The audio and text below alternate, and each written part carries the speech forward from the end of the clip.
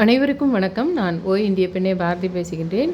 தயவு செஞ்சு என் சேனலை சப்ஸ்கிரைப் பண்ணுங்கள். நான் நிறைய வாழ்க்கையில் இருக்கின்ற இந்த ஒரு நெகட்டிவ் எனர்ஜி ஏதாவது இருந்ததுன்னா, அதை எப்பவுமே நம்ம சொல்கிற அந்த பூஜை முறைகளில் திஷ்டி சுற்றி போகிறது, பூசணிக்காய் சுற்றி போகிறது, அந்த ஒரு விஷயம் மட்டும் இல்லாமல் வேறு சில விஷயங்களை நம்ம கவனிக்க வேண்டியிருக்கு. அதை கவனிக்கிறதுனால நம்ம ஒரு பெரிய பெரிய ஆபத்துக்கள்லேருந்து தப்பிச்சிக்கலாம். நம்மளுக்கு தெரிஞ்சதெல்லாம் ஏதாவது ஒரு வண்டி இடிச்சிட்டாலோ அல்லது ஒரு ஆக்சிடென்ட் ஆனாலோ அதுலேருந்து தப்பிச்சிக்கிறதுன்றது மட்டும் தான் நம்ம நினைப்போம். ஆனால் அந்த வண்டி இடித்து கூட ஒரு 6 மாதமோ என்னாவோ ட்ரீட்மெண்ட் எடுத்துகிட்டு ரிக்கவர் ஆகி வந்துடலாம். ஆனால் அதை விட பெரிய ஆக்சிடென்ட்லாம் இருக்குது வாழ்க்கையில். அது என்னதுன்னா, நான் கொஞ்சம் ஸ்பிரிச்சுவல் கலந்த விஷயங்களை, யூனிவர்ஸ் தான் விஷயங்களை, கண்ணுக்கு தெரியாத அமானுஷ்ய விஷயங்கள் நம்மளை சுற்றி இருக்குதுன்றதுனால நிறைய பேருக்கு அதில் நம்பிக்கை இல்லை. ஈவன் கடவுளையே வணங்குறவங்களுக்கு கூட கடவுளை நல்லா வணங்கி நிறைய பூஜை புனஸ்காரங்க பண்ணுறாங்களோ தவிர, உண்மையிலேயே நிறைய பேர் அவங்களுக்கு கடவுள் நம்பிக்கைன்றது இல்லை. கடவுள் நம்பிக்கை இல்லைன்னா என்ன மீனிங்னா, எல்லார் மைண்ட்லேயும் என்ன இருக்குன்னா, கடவுள் நம்பிக்கைனாவே நிறைய விபூதி பூசிக்கிட்டு இது பண்ணிக்கிட்டு அடிக்கடி கோயில் போய்க்கிட்டு, அதாவது ஆணாக இருக்கட்டும் பெண்ணாக இருக்கட்டும், இதெல்லாம் ஃபாலோ பண்ணுறவங்க அதிகமான பக்தின்னு இருக்கும் உங்களுக்கு. ஆனால் அதெல்லாம் ஃபாலோ பண்ணுறவங்களுக்கே நான் சொல்கிறது வந்து, அதெல்லாம் அதிகமாக ஃபாலோ பண்ணுறவங்களுக்கே ஒரு ஆத்மா, உருவமற்ற ஒரு ஆத்மா நாம் வணங்கி கொண்டு இருக்கின்றோம். அது நம்மளை கவனித்து கொண்டிருக்கின்றது. நம் தேவைகளை பூர்த்தி செய்து கொண்டிருக்கின்றது என்ற நினப்பு இல்லாமல் அவங்க கும்பிட்றதுனால என்ன ஆகுதுன்னா, அந்த சிங்க்கு கிடைக்கல அவங்களுக்குள்ள. அதனால தான் அப்படிப்பட்டவங்களுக்கு நான் என்ன கும்பிட்டாலும் எனக்கு நடக்கலையேன்றதுக்கு காரணமே அதுதான். எப்படின்னா, ஒரு மனுஷன் எதிரில் உட்காந்துருந்தா நம்ம எந்த அளவுக்கு நம்புகிறோமோ அந்த அளவுக்கு நம்பணும். நிறைய பேர் எப்படின்னா, ஒரு வீட்டில் ஒரு அப்பா அம்மா சாமி கும்பிட்றது பண்ணுறது, ஒரு ஸ்ட்ரிக்டாக இருக்கிற ஃபேமிலி, ஒரு ஸ்கூல் வந்து ஒரு மதத்தை ஃபாலோ பண்ணுதுன்னா என்ன ஆகுதுன்னா, மற்றவங்க கிட்ட பயத்துக்காக பண்ணிடுறாங்க. சின்ன பசங்கள்லேருந்து பெரியவங்க வரைக்கும் நான் சொல்கிறேன். ஒரு மருமக ஒரு வீட்டில் இருக்க மருமக கூட நிறைய பூஜை புனஸ்காரங்கள் எப்படின்னா, அதை செஞ்சிட்டாங்கன்னா மாமனார் மாமியாருக்கு திருப்தியாக இருக்குது. அதை செஞ்சிட்டா நம்மளுடைய உடன் பிறந்தவர்களுக்கு, நம்முடைய அப்பா அம்மாவுக்கே கூட ஒரு நல்ல பெண், ஒரு நல்ல கடவுள் பக்தி உள்ள பையன் அப்படின்னு அவங்க மனசில் பதிய வைக்கணுன்ற எண்ணத்தினாலேயே நிறைய பேர் நெத்தியில் விபூதி வச்சுக்கிறதும் கோயிலுக்கு போகிறதும் பண்ணுறாங்களே தவிர, அந்த கடவுள் நம்பிக்கைன்றதே என்னதுன்னா, அந்த இடத்தில் ஒருத்தர் உட்காந்துட்டுருக்காரு, அல்லது ஒருத்தர் நம்மளை சுற்றி நம்மளை பார்த்துன்னே இருக்காரு, நம்மளால் பார்க்க முடியல, நம்ம கேட்டிருக்குறோம், அவர்கிட்ட வணங்கியிருக்கிறோம், அவர் நம்மளுக்கு கொடுக்குறதா இருக்குது, அவர் நம்மளை ஒரு ஆபத்தில் மாட்டாமல் பார்த்துக்க போகிறாரு என்ற நினப்பிலேயே இருக்கிறது தான் கடவுள் நம்பிக்கை என்ற நினப்பிலே அது வந்து சுற்றி இருக்கிற அப்பா அம்மா கும்பிட சொன்ன பூஜை முறைகளுக்கெல்லாம் செஞ்சிடணும். அவங்க சொல்கிற விஷயத்துக்கு அவங்களுக்கு திருப்தி தரத்துக்கு செஞ்சிடணும். ஆனால் நீ தனியாக உனக்கும் கடவுளுக்குமான ஒரு உலகத்தை ஏற்படுத்தி கொள்ளணும். அது என்னதுன்னா, மற்றவர்கள் யாருமே இல்லை, யாருமே இல்லை, நீயும் கோயிலும் தான் இருக்கிறாங்க, அன்றைக்கி யாருமே வரல. ஆனால் நீ கடவுள்கிட்ட அந்த சமயம் யாரும் பார்க்குறாங்களா உனக்கு தோணலை. நீ சும்மா யாருமே இல்லைன்றதை தெரிஞ்சுக்கிட்டே நீ என்ன பண்ணுற, ஒரு சும்மா அப்படி புத்தி போட்டுன்னு போகாமல் நிறைய வாய் விட்டு அங்கே கேட்குற கடவுள்கிட்டன்னா, அப்போது அது கடவுள் நம்பிக்கைன்னு அர்த்தம். அந்த கடவுள் நம் சொல்வதை கேட்டுக்கொண்டிருக்கிறது என்ற விஷயத்தில் உனக்கு இருக்கின்ற நம்பிக்கை. இந்த மாதிரி விஷயங்களெல்லாம் நான் வந்து நீங்கள் கவனித்து பார்த்தீங்கன்னா, நீங்கள் கோயிலுக்கு போகிறத விட அதிக பலன் பெறலாம், நீங்கள் பூஜை பண்ணுறத விட அதிக பலன் பெறலாம். சமுதாயத்தில் சொல்கின்ற விஷயங்கள் அல்லாத இதில் வேறு வகையில் லாபங்களை நீங்கள் அதை பார்க்க முடியும். அப்படின்றது கொஞ்சம் கொஞ்சமாக உங்களுக்கு ஒரே மிட்டா போட்டு அப்படியே திக்காக உங்களுக்கு கொடுத்து உங்களை கன்ஃப்யூஸ் பண்ணாமல் இன்ச் இன்ச்சா அந்த பிரபஞ்ச கான்செப்டில் இழுக்கிறதுக்கு தான் நான் ட்ரை பண்ணிகிட்ருக்கேன். தயவு செஞ்சு அதனால் என் சேனலை நீங்கள் சப்ஸ்கிரைப் பண்ணணும். சொல்ல வந்த டாபிக் வேறு. இனிமேல் நான் நடுவில் சப்ஸ்கிரைப் பண்ணுங்கன்னு கேட்பேன். ஆனால் அந்த சப்ஸ்கிரைப் பண்ணுங்கன்னு சொல்லும்போதே நான் அதை கண்டென்ட்டை முடிச்சிட்டேன், மீனிங் இல்லை. நான் என்ன சொல்கிறேன்னா, இந்த கந்திருஷ்டி பொறாமை என்ற ஒரு விஷயம் இருக்குது பார்த்தீங்களா, இது சில பேர் டைரெக்டாகவே பேசுவாங்க. டைரெக்டாகவே நேர்லேயே வந்து அடுத்தவங்களுக்கு எதனா அதிகமான பணமோ பொருளாதார வசதியோ அல்ல அவங்க நல்லா ட்ரெஸ் பண்ணுறாங்கன்னாவோ இல்லை அவங்கக்கிட்ட கார் பங்களா இருந்தாலோ ரொம்ப வந்து நல்லா வாங்கிட்டான் போயிட்டான் அப்படி சொல்லுவாங்க. அவங்க நம்மளுடைய சொந்த அப்பாவாக இருக்கலாம், பெரியப்பாவாக இருக்கலாம், நம்ம அண்ணனாக இருக்கலாம், தம்பியாக இருக்கலாம், எவ்வளோ க்ளோஸ் ஆனவங்களாகவும் இருக்கலாம். சில பேருடைய குணம் எப்படி இருக்கும்னா, அது ஒரு பெருமிதமாக சொல்லுவாங்க அத்தை. அது ஒரு பெருமிதமாக வந்து நல்லா வாங்கிட்டான்பா, எல்லாம் பண்ணிட்டான், சூப்பராக பண்ணிட்டான் அப்படி சொல்லுவாங்க. அவங்களுடைய அந்த மனம், அவங்களுடைய அந்த வார்த்தை அடுத்தவங்களுக்கு பெரிய பாதிப்பெல்லாம் ஏற்படுத்திடாது. ஆனால் உன்னுடைய உடன் பிறந்தவர்கள் கூட இருக்கலாம், அல்லது உங்கள் வீட்டிலேயே உங்களுக்கு ரொம்ப உங்கள் அம்மாவுடைய தங்கச்சியோ தம்பியோ இல்லை உங்கள் அம்மாவுடைய உடன் பிறந்தவரோ இல்லை உங்களுக்கு உடன் பிறந்தவரோ ஏதோ ஒரு வெறு நெருங்கிய ஒரு உறவினர் கூட இருக்கலாம். அவங்களுக்கு உங்கள் எதிர்க்க ரொம்ப நல்லபடி பேசுகிறவங்களா இருக்கும். பரவாயில்ல சாதிச்சுட்ட, அது பண்ணிட்டேன், இது பண்ணிட்டேன்னு சொல்லுவாங்க. ஆனால் அவங்க நீங்கள் வந்து ஏதாவது அவங்கக்கிட்ட இல்லாத ஒரு விஷயம் உங்ககிட்ட எக்ஸ்ட்ரா வருதுனாலே, அவங்களுக்கு ரொம்ப பதபதைப்பை உண்டு பண்ணலாம் அது. காமனாகவே அடுத்தவங்க வளர்றத பற்றி புகழ்ந்து பேசுகிறவங்க கொஞ்சம் பேர் இருப்பாங்க. அவங்களால அந்த பாதிப்பு வராது. ஆனா, உங்ககிட்ட நல்லாவே பேசிகிட்டு இருப்பாங்க. ஆனா, அவங்களுக்கு உங்ககிட்ட ஒரு பொருள் எக்ஸ்ட்ரா வருதுன்னாவே தாங்க முடியலன்ற விஷயத்தையே உங்களால் கண்டுபிடிக்க முடியாது. அந்த அளவுக்கு அவங்களுடைய பேச்சு திறன் இருக்கும். ஆனா, அவங்க வந்து உங்ககிட்ட ஒரு பொருள் எக்ஸ்ட்ரா வரதையோ, வேறு ஒரு சௌகரியம் உங்களுக்கு கூடுதலா வரதையோ பார்த்தா, அந்த விஷயமே உங்களுக்கு கிடைக்காம போற மாரியோ, இல்ல ஒரு பொருள் வாங்கும்போதே திருடு போறதோ நடக்கும். இத நீங்க தான் கண்டுபிடிக்கணும். இது சின்ன வயசுலேருந்தே கண்டுபிடிக்குதுன்னா, நீங்க சின்னவங்களா இருக்கிறீங்கன்னா, இந்த நாலேட்ஜ் வந்து உங்களுடைய அப்பா, அம்மாவுக்கு இருக்கணும்.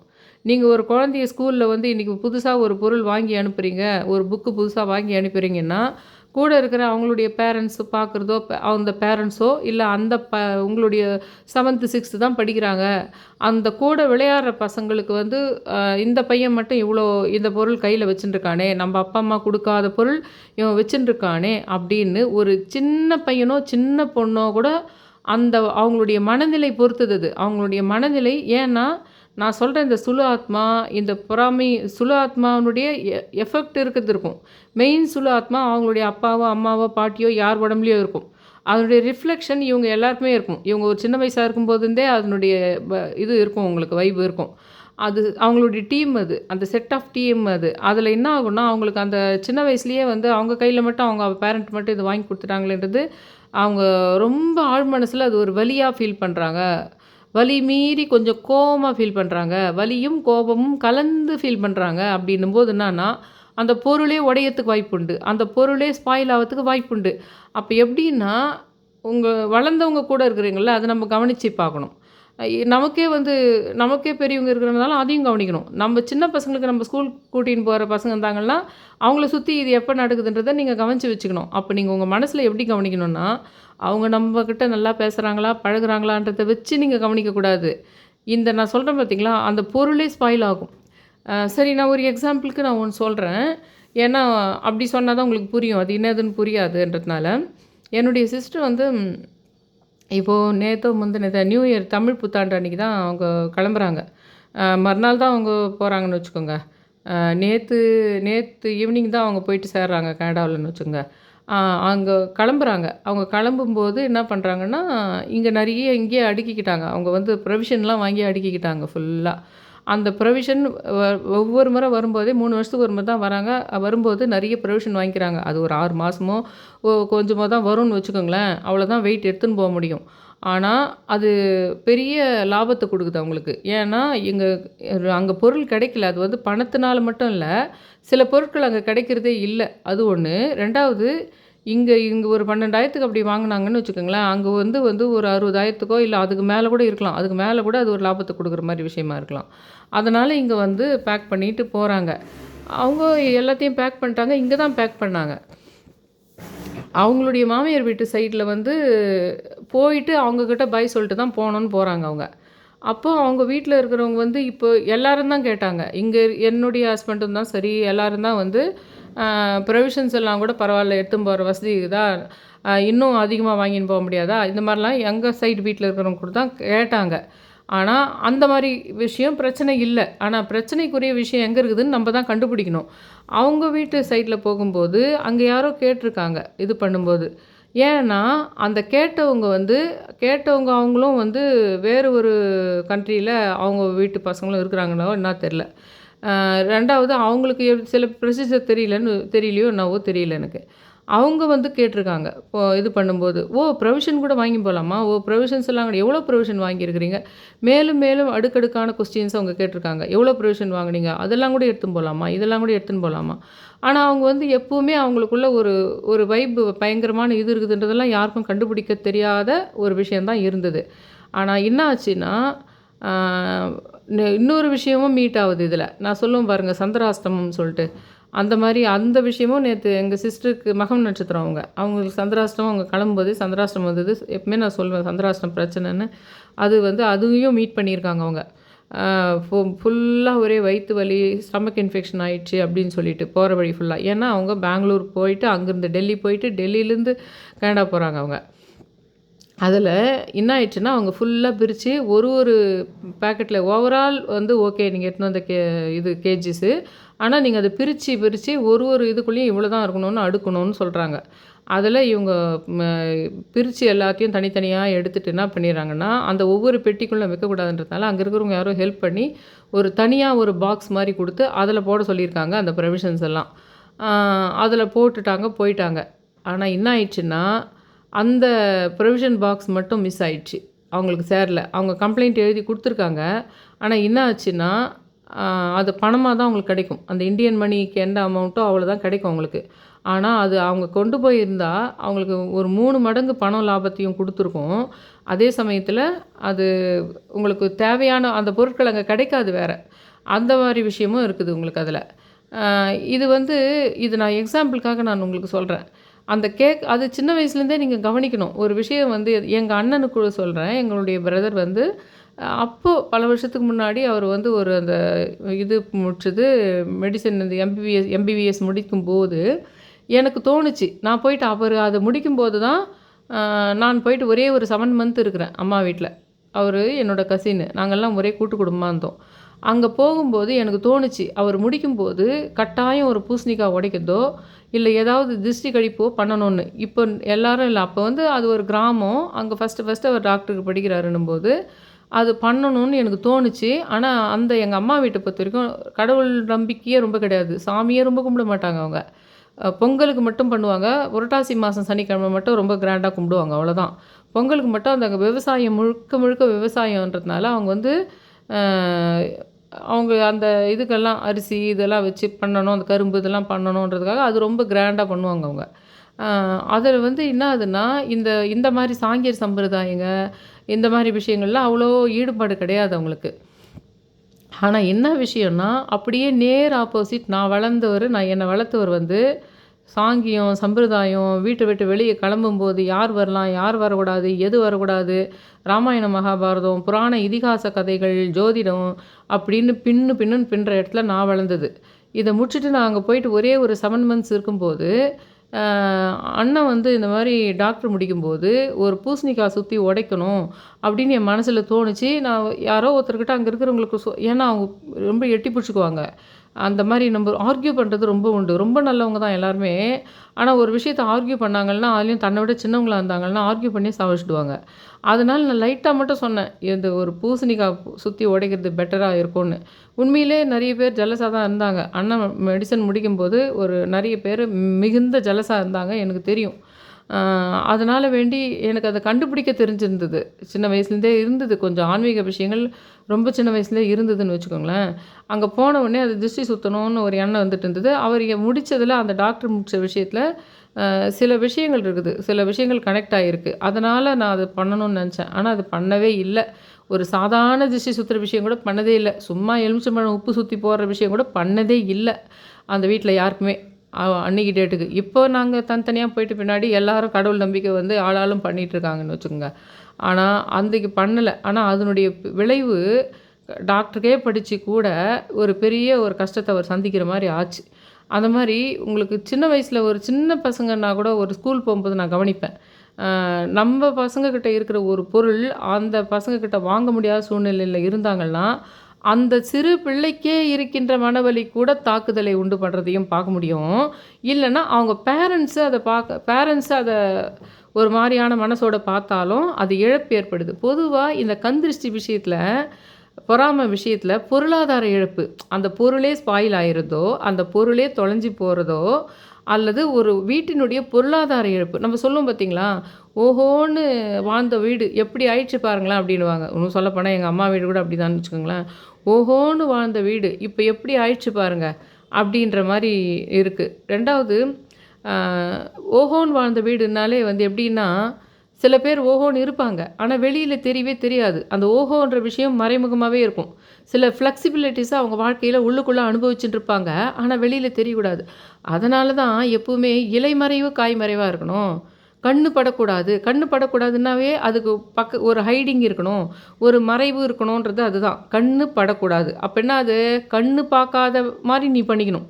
கண்ணு பார்க்காத மாரி நீ பண்ணிக்கணும். அதுதான் கண்ணு படக்கூடாதுன்றது. கண்கள் பார்க்கக்கூடாது.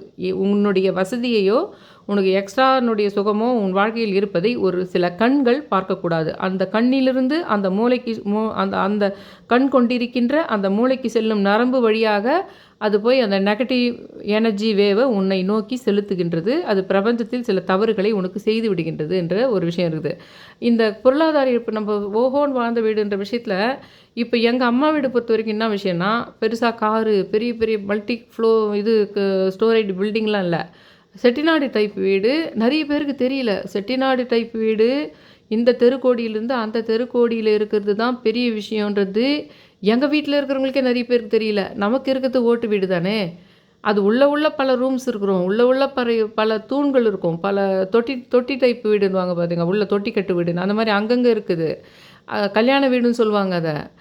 அது எவ்வளோ ஸ்கொயர் ஃபீட்டில் இருக்குது, பின்னாடி எவ்வளோ மாட்டு தொழுவம் இருக்குது, பின்னாடி எவ்வளோ வந்து கோழி வளர்ப்புகின்ற ஒரு பெரிய இது இருக்குது, அதெல்லாம் தெரியல. நம்மளது ஒரு ஓட்டு வீடு, நம்ம ஏழைன்ற மாதிரி இருந்தாங்க எங்கள் வீட்டில் இருந்தவங்களுக்கே சில பேருக்கு. பக்கத்துலலாம் மாடி வீடு வச்சுருந்தாங்க. ஆனால் அவங்களுக்கு அவ்வளோ விவசாய வளம் அதன் மூலமான வருமானம் கிடையாது. ஆனால் கார் இருக்கும். ஆனால் இவங்களுக்கு தான் ஒரு பெரிய ஆளுன்றதே தெரியாமல் இருந்தாங்க இவங்க. நம்ம ஒரு பெரிய ஆனால் ஊரில் நிறைய பேருக்கு சாப்பாடு போகிறதா இருக்கட்டும், நிறைய கொடுக்குறதா வாரி கொடுக்குற விஷயமா இருக்கட்டும், ஒரு எப்போ பாரு சாட்டர்டே சண்டே ஆனாலும் இது பண்ணாலும் ஒரு 50 போலி செஞ்சுக்கிட்டு போலி தேய்ச்சின்னு உட்காந்துட்ருக்குது. ஈவினிங் ஆனால் உங்களுக்கு விதவிதமான ஸ்நாக்ஸுங்களை செஞ்சுக்கிட்டு உட்காந்துருக்குது. அது எல்லாருமே மற்ற பார்வைக்கு வர மாதிரி இருக்கும். நிறைய பேர் வீட்டுக்குள்ளே நிறைய பேர் போகவே மாட்டாங்க. அப்படி இல்லை, மற்ற வீட்டில் இருக்கிறவங்கெல்லாம் இந்த தெருவுலேருந்து அந்த தெருவுக்கு போகிறதுக்கு இந்த வீட்டை யூஸ் பண்ணி ஒரு இந்த பாத்து மாதிரி யூஸ் பண்ணுவாங்க. மற்ற வீட்டுங்களை யூஸ் பண்ண மாட்டாங்க. இந்த தெருவுலேருந்து அந்த தெருவுக்கு போகிறதுக்கு இந்த வீட்டை யூஸ் பண்ணி இந்த 2 பக்கமும் திறக்கிற வாசல் வழி இருக்கும். இப்படி போகும்போது எல்லார் பார்வையிலையும் தான் படும் அது. 2வது இந்த ஆண் பெண் வேறுபாடு இல்லாமல் இருந்ததுனால அந்த சாப்பாடு எல்லாரும் உட்காந்து சாப்பிட்டு தான் இருப்பாங்க. ஜென்ஸ் எல்லாம் ஒரு பக்கம், லேடிஸ் எல்லாம் ஒன்றா உட்காந்து சில சமயம் சாப்பிட்டுட்டு இருப்பாங்க. அந்த விஷயங்கள் எல்லார் கண்ணிலும் படும்படி தான் இருந்தது. இப்போ நாங்கள் பெருசாக ஒரு பெரிய மாட மாளிகை வீடும் கிடையாது, காரும் கிடையாது, பெரிய பெரிய ஃபர்னிச்சர்ஸும் கிடையாது. ஆனாலும் அது கண்ணில் ஓஹோன்னு வாழ்ந்த வீடுன்றது தான் நிறைய பேர் மைண்டில் இருந்தது. நிறைய பேர் மைண்டில் ஏதோ ஒரு வித்தியாசமான இவர்களுக்கு ஒரு நிறைய உணவு வகைகள் பல வகையாக வச்சு சாப்பிட்ற விஷயமா இருக்கட்டும், அது யாராவது வீட்டுக்கு விருந்தினர் வந்தாலும் சரி, இல்லை அது விருந்தினர் அல்லாத இவங்களுக்கே கூட ஊரில் இருக்கிறவங்களுக்கு அந்த பயிர் செய்கிறவங்களுக்கே கூட ஒரு கூலி ஆட்களுக்கு கூட கொஞ்சம் அதிகமாக வாரி வழங்குகின்ற ஒரு குணம் இருந்தது. அது எல்லாருக்கும் ஒரு சௌகரியம் இவங்களுக்கு இருக்கின்றது என்ற ஒரு மனசில் இருந்ததுன்னு வச்சுக்கலாம். ஆனால் அது வேறு வகையாக இன்றைக்கி அட்டாக் பண்ணியிருக்குது. ஒவ்வொருத்தரையும் வச்சு செஞ்சுருக்குது. இது பொருளாதார இழப்பு ஒரு பொறாமை திருஷ்டினால் வருது. இதுலேயே நான் சொல்கிறேன் பார்த்தீங்களா, ஸ்தூல ஆத்மா, இந்த சாபம், தோஷம், போன ஜென்மத்தினுடைய பகை, அதுங்களால தான் உங்களுக்கு ஒரு பயங்கரமான வியாதிகள் வர்றதுக்கு வாய்ப்பு இருக்குது உங்களுக்கு. அந்த விஷயமும் எங்கள் வீட்டில் இருக்குது உங்களுக்கு. ஒரு ஸ்தூல ஆத்மா அந்த வீட்டில் உட்காந்துருந்துருக்கும். அப்படி இல்லைன்னா மண்ணை வாரியே தூத்திட்டாங்கன்னு ஒரு ஜோதிடத்தில் எனக்கு சொன்னாங்க. அதுக்கு எங்கள் தாத்தா காலத்தில் நடந்ததுன்னா அது அவங்களுக்கும் தான் நடந்துருக்கும். அவங்களுக்கும் தான் அது சேரும்னு வச்சுக்கோங்க. அதுவும் நடந்துருக்குது. அந்த மாதிரி நிறைய உங்களுக்கு சாபதோஷங்கள் இருந்ததால் என்ன ஆகும்னா, ஒரு 100 பேருக்கு இல்லாத வியாதி, 1,00,000 பேருக்கு இல்லாத வியாதி அந்த வீட்டில் இருக்கிறவங்களுக்கு எல்லாருக்கும் ஆல்மோஸ்ட் அட்டாக் ஆகிடுது. அது ஸ்தூல ஆத்மா, சாபதோஷம் முன்ஜென்மத்திலிருந்து தொடர்ந்து வர்றது, இல்லை இந்த ஜென்மத்திலேயே ஒரு பயங்கரமான சாபத்தை கொடுக்குறதுன்றது அது வியாதியாக காட்டும். ஆனால் கந்திருஷ்டி, பொறாமை விஷயங்கள் பொருளாதார இழப்பை தர மாதிரியும், அந்த வீட்டில் ரொம்ப பண கஷ்டத்துக்கு ஆகிற மாதிரி ஆகுது. நீ ஏதாவது அந்த மாதிரி பணம் வர மாதிரி ஒரு பிஸ்னஸோ இல்லை பணம் வர மாதிரி ஒரு வேலையோ நீ தரேன்னா அதுக்கான விஷயம் கிடைக்காமலேயே பண்ணிடுறது, தடுத்து விட்டுறது உன்னை. அது பொறாமையினால் திருஷ்டினால் வர மாதிரி இருக்கும். ஆனால் சின்ன வயசுலேருந்தே இப்போ நான் சொன்னேன் பார்த்தீங்களா, அந்த மாதிரி விஷயங்களை கண்டுபிடிச்சி வச்சுருந்தீங்கன்னா நீங்கள் என்ன பண்ணலான்னா, இனிமேல்ட்டு கூட அது சின்ன குழந்தையாக இருக்கட்டும், உங்கள் குழந்தையும் இன்னொரு குழந்தையும் ஒன்றா விளையாடும் போது நீங்கள் கவனித்தாலும் சரி, ஏதோ நம்ம கையில் குழந்தையினுடைய நம்மக்கிட்ட இருக்கிற பொம்மை அவங்ககிட்ட இல்லைன்னா அவன் ரொம்ப கோவப்படுறான் அப்படின்னாலே அந்த நிகழ்ச்சியை அடுத்தடுத்து நடத்த விடாமல் பார்த்துக்கணும். உன்னுடைய அந்த குழந்தையினுடைய குணமே அது உன்னுடைய இன்னொரு குழந்தையாக கூட இருக்கட்டும், அந்த குழந்தைக்கு உங்கள் குழந்தையினுடைய இன்னொரு பையனுடைய கையிலேயே இன்னொரு பொம்மை இருக்குது. அதை பார்த்தாலே சேம் இது அவன் இதில் கிடைக்காம கூட போயிட்டோம். ஏதோ கிடைக்கல, தேடினா கிடைக்கல அதே கலருன்னா, அப்போ அவன் ரொம்ப கோவப்படுறான் அப்படின்னும்போது, கோவப்படுறான்னும் போதே கண்டுபிடிக்கலாம். அப்படி இல்லைனாலும் அவன் கொஞ்சம் ஆசைப்பட்டான், ஆனால் அந்த பொருள் வந்து உடஞ்சே போச்சுனவோ, அந்த பொருள் ஏதோ ஒன்று ஸ்பாயில் ஆயிடுச்சுனாலோ, அந்த அளவுக்கு அந்த குழந்தையின் மனசில் வைப்ரேஷன் அதிகமாக இருக்குதுன்றதை கண்டுபிடிக்கணும். ஆனால் இதெல்லாம் எங்கேயும் டிஸ்கஸ் பண்ணக்கூடாது. அப்போ என்ன பண்ணணும்னா, மறுபடியும் அந்த நிகழ்ச்சி நடக்காமல் பார்த்துக்கணும். அந்த குழந்தையாக இருக்கட்டும், அதுக்கு அடுத்து நல்லா ஒரு 10-20 வயசு ஆளாக இருக்கட்டும், அல்லது ஒரு 30-40 வயசு ஆளாக இருக்கட்டும், அவங்க பார்க்கும்போது, அவங்க அன்னைக்கு இதை சொல்லும்போது இது நடந்தது, அவங்க இதை இப்படி சொல்லும்போது இந்த விஷயம் கைவிட்டு போயிடுச்சு, அவங்க அந்த வேலை கிடச்சிதுன்னு சொல்லிட்டு இவங்கக்கிட்ட நம்ம சொல்லும்போது மறுபடியும் அந்த வேலை போயிடுச்சு அப்படின்னா, அந்த பர்சனை நீங்கள் மார்க் பண்ணி வச்சுக்கணும். அந்த பர்சனை மார்க் பண்ணி வச்சுக்கிட்டு அவங்களுக்கு தெரியாமல் பார்த்துக்கணும். அவங்களுக்கு தெரியக்கூடாதுன்னு சொல்லிவிட்டு அவங்களுடைய ஃப்ரெண்டுக்கிட்ட போய் சொல்லக்கூடாது. அவங்க யாருக்கெல்லாம் தெரிஞ்சால் அவங்களுக்கு தெரிய வாய்ப்பு இருக்கிறதோ அவங்க எல்லார்கிட்டையுமே சொல்லக்கூடாது, செட்டாக சொல்லக்கூடாது. அவங்களுக்கு தெரியக்கூடாதுன்னா, யார்கிட்டலாம் சொன்னால் அவங்களுக்கு தெரிய வாய்ப்பு இருக்கிறதோ அவங்களுக்கு தெரியாமல் பார்த்துக்கணும். நான் சொல்கிறது வேலை கொஞ்சம் வயசாக வந்துட்டு கூடுதல் வந்து ஒரு வீடு வாங்குறீங்க, ஒரு கார் வாங்குறீங்க, உங்களுக்கு வயசு வளர்ந்துட்டு வந்துட்டீங்க அப்படின்னா அவங்களுக்கு தெரியாமல் ஒரு ஸ்க்ரீன் போடணும். அது ஒன்று நீங்கள் செஞ்சுக்கிட்டு வந்தால் மாபெரும் சக்ஸஸ் பண்ணலாம். நீங்கள் கோயிலில் போய் பூஜை பண்ணி கடவுள் கொடுக்குற விஷயத்துக்கு இணையான விஷயந்தான் இன்றைக்கி நான் சொல்கிற விஷயம். நீங்கள் கடவுளையே கும்பிட்டாலும், நீங்கள் வந்து பூஜையே செஞ்சாலும், உங்களையே பார்த்துட்டு இருக்கிறது கடவுளுடைய வேலை கிடையாது. இதெல்லாம் வந்து நீங்களாகவே ஜாகிரதையாக இருக்க வேண்டிய விஷயங்கள். இந்த மாதிரி விஷயங்களெல்லாம் நீங்கள் கவனித்து செஞ்சுக்கிட்டு வரும்போது என்ன ஆகும்னா, அந்த பொறாமை திருஷ்டினால் உங்களுக்கு இழப்பு ஏற்படுற விஷயமா, இல்லை அது ஒரு சின்ன வயசில் இருக்கிற ஒரு பொம்மை மட்டும் இல்லை, ஒரு பெரிய வயசில் வர ஒரு வேலையோ, இல்லை வீடு வாங்கிறதுக்கு கிட்ட போயிட்டுருப்பீங்க. எல்லாமே உங்களுக்கு லோன் சேங்ஷன் ஆகிட்ருக்கும். ஆனால் நீங்கள் வீடு வாங்கிறதுல விருப்பமில்லாத வேறு யாரோ ஒருத்தர் இருக்கலாம். நீங்கள் அவங்க நல்லா பேசுகிறாங்களேன்னு சொல்லிட்டு அவங்கக்கிட்ட நம்பி நீங்கள் அதை சொல்கிறதா இருக்கலாம். அதனால் மறுபடியும் அது ரிவர்ஸில் போயிருக்கும். ஆனால் உங்களுக்கு ஒரு விஷயம் தெரியாது. அது அவங்கக்கிட்ட சொன்னதுனால அவங்களுடைய நெகட்டிவ் எனர்ஜினால் தான் அது அப்படி ஆச்சுன்ற விஷயமே உங்களுக்கு தெரியாமல் இருக்கும் கடைசி வரைக்கும். அதெல்லாம் நோட் பண்ணிங்களான்னா உங்களுக்கு என்ன ஆகுதுன்னா, வெறும் கடவுள் பூஜை புனஸ்காரங்கள் தாண்டி சீக்கிரமாகவும் அதிகமாகவும் நன்மைகள் பெறுவதோடு பெற்ற நன்மைகள் நிலைத்து நிற்கிற விஷயம் இதுங்கெல்லாம் நடக்கும். நான் சொல்கிற விஷயங்களை நோட் பண்ண ஆரம்பிச்சிங்கனாவே நான் சொல்கிறது எந்த அளவுக்கு உண்மைன்னு புரிஞ்சிடும். தயவு செஞ்சு நான் சொல்கிற விஷயங்கள் மாதிரி உங்கள் வீட்லேயும் நடந்திருந்தால், நீங்கள் ஏற்கனவே உங்களுக்கு இது நான் சொன்ன விஷயத்துல ஒரு எக்ஸ்பீரியன்ஸ் இருக்குதுன்னு தெரிஞ்சிருந்தால் என் கமெண்ட் செக்ஷனில் வந்து நானும் இப்படி பார்த்துருக்கேன், ஆமாம் அவங்க பார்த்தாலே அவங்க இது பண்ணாலே அது அப்படி தான் ஆகுது அப்படின்னு கமெண்ட் செக்ஷனில் கமெண்ட் பண்ணுங்கள். ஏன்னா அப்படி கமெண்ட் பண்ணால் தான் நிறைய பேர் அந்த கமெண்ட்டை வந்து படிப்பாங்க. அப்போ நான் சொல்கிற விஷயத்தில் ஓரளவுக்கு ஒரு உண்மைத்தன்மை இருக்குதுன்றது நிறைய பேருக்கு புரிய வரும். நிறைய பேருக்கு அதனாலலாம் ஒன்றும் ஆகிடாதுன்னு ஒரு அசட்டு துணிச்சலில் இருப்பாங்க நிறைய பேர். வாழ்க்கையில் பயங்கரமாக அடிபட்டு கடைசி காலத்தில் போயிட்டு நீ என்ன தான் பெரிய இதுவாக இருந்தாலும் ட்ரீட்மெண்ட்டுக்கு செலவாகி பண்ணும்போது ஒரு நாள் தோணும், ஆமாம் உண்மையில் இது எல்லாம் உண்மையாக இருந்திருக்குமோன்னு. அப்போ ரிவர்ஸ்லையா போக முடியும்? அப்போ ரிவர்ஸில் போயிட்டா இதெல்லாம் நீங்கள் பார்க்க முடியும், இதெல்லாம் சரி கட்ட முடியும். அதனால் சொல்கிறேன், தயவு செஞ்சு என்னுடைய சேனலை சப்ஸ்கிரைப் பண்ணுங்கள், ஷேர் பண்ணுங்கன்னு சொல்லிட்டு ரொம்ப ரிக்வெஸ்ட் பண்ணி கேட்டுக்கிறேன். Thank you all.